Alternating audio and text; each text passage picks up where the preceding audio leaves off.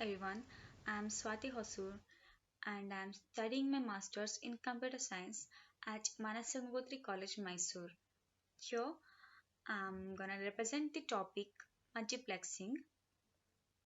In this video, I am gonna discuss about introduction, working, advantages, disadvantages, applications, and types of multiplexing. Multiplexing was developed in the early 1870s, but it has become much more applicable to digital telecommunications in the late 20th century. Its definition can be given by multiplexing is the set of techniques that allows the simultaneous transmission of multiple signals across a single data link. Multiplexing is working in a way to divide the low capacity signal communication channel to higher level logical channels, and messages are transmitted through these channels. Communication is possible over the air like radio frequency using a physical media like cable and light that can be optical fiber. All mediums are capable of multiplexing. Here I have given the examples of multiplexing. And the first one is in telecommunications, several phone calls may be transferred using one wire by multiplexing technique. And the second one is your cable TV receives all the channels over a single wire only because of multiplexing. Else, you would need a separate wire for each channel or worse than that. Analog and digital multiplexing. If analog signals are multiplexed, then it is called as analog multiplexing. If digital signals are multiplexed, then it is called as digital multiplexing. Multiplexing versus no multiplexing. These images A and B shows how the system might work with or without multiplexing. In figure A, we can see they have not used the technique of multiplexing. Each systems are connected by separate cables. But as we can see in the figure B, they have used multiplexing techniques. The systems are connected by a single path and that path have 4 channels. Okay, coming to the working. The above figure shows the basic format of multiplex system which uses multiplexer and demultiplexer. In figure, the word link refers to the physical path and word channel refers to the portion of a link that carries a transmission between a given pair of lines. One link can have many channels. Multiplexer. Multiplexer is said to be many-to-one circuit which converts many input lines to single output. Multiplexer is known as data selector.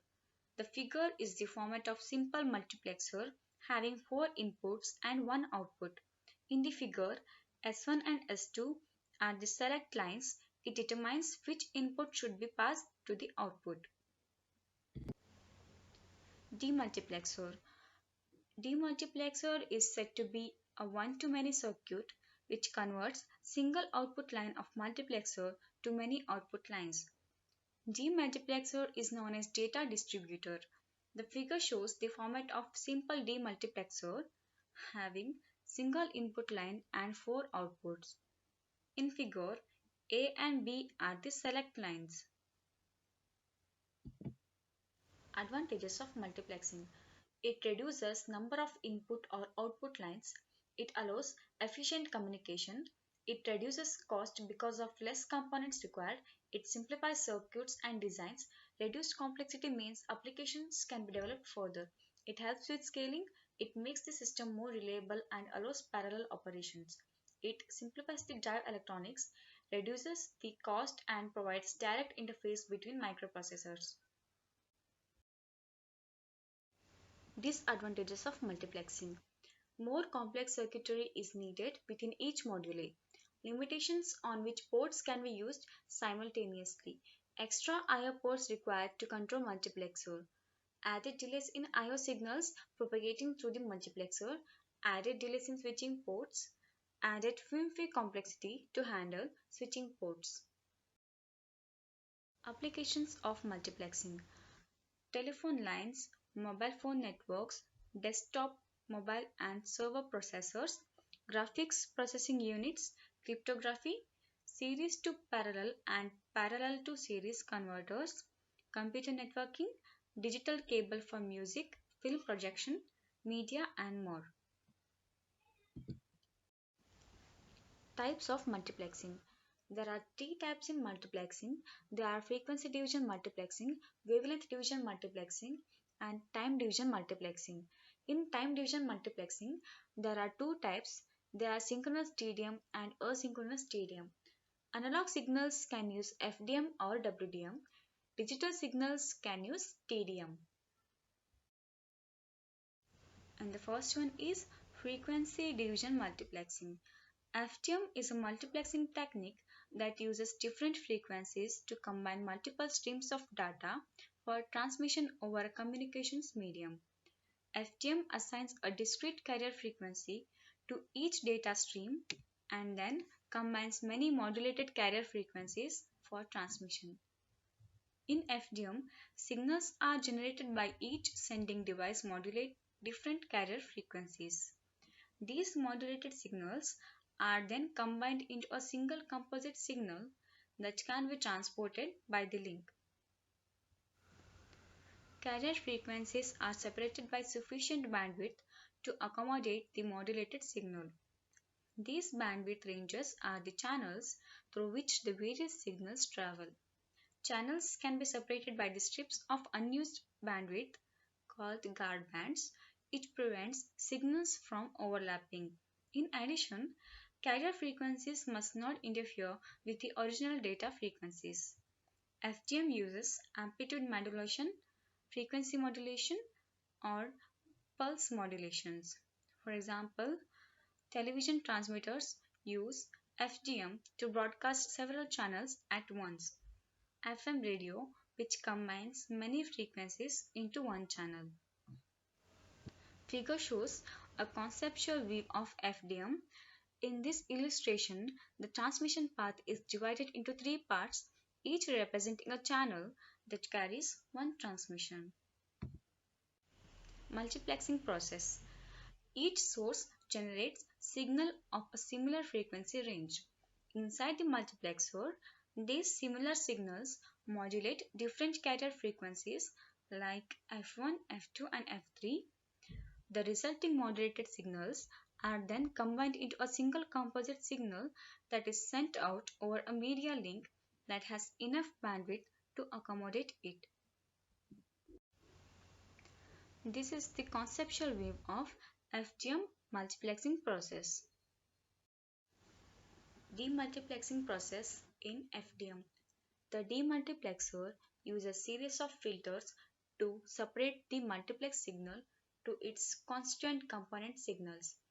The individual signals are then passed to the demodulator that separates them from their carrier and passes them to the output lines.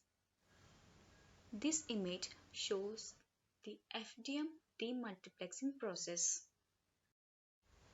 Advantages of FDM. FDM is used for analog signals. FDM process is very simple and easy modulation. A large number of signals can be sent through an FDM simultaneously. It does not require any synchronization between sender and receiver. Disadvantages of FDM. FDM technique is used only when low speed channels are required. It suffers the problem of crosstalk. A large number of modulators are required. It requires a high bandwidth channel. Applications of FDM. FDM is commonly used in TV networks. It is used in FM and AM broadcasting. Each FM radio station has different frequencies and they are multiplexed to form a complete signal. The multiplex signal is transmitted into the air. Wavelength division multiplexing. WDM is designed to use the high data rate capability of fiber optic cable. The optical fiber data rate of metallic transmission cable, but using a fiber optic cable for a single line wastes the available bandwidth.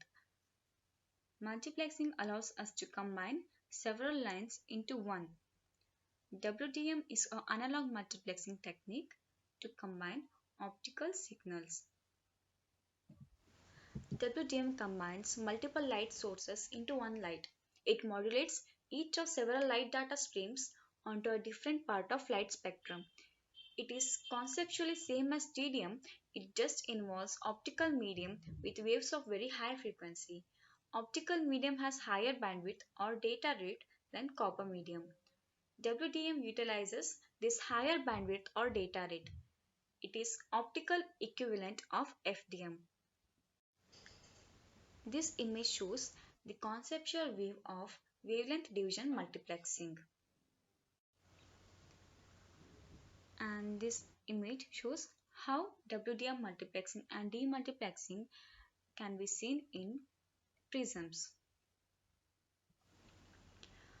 Advantages of WDM are full duplex transmission is possible, easier to reconfigure, optical components are similar and more reliable.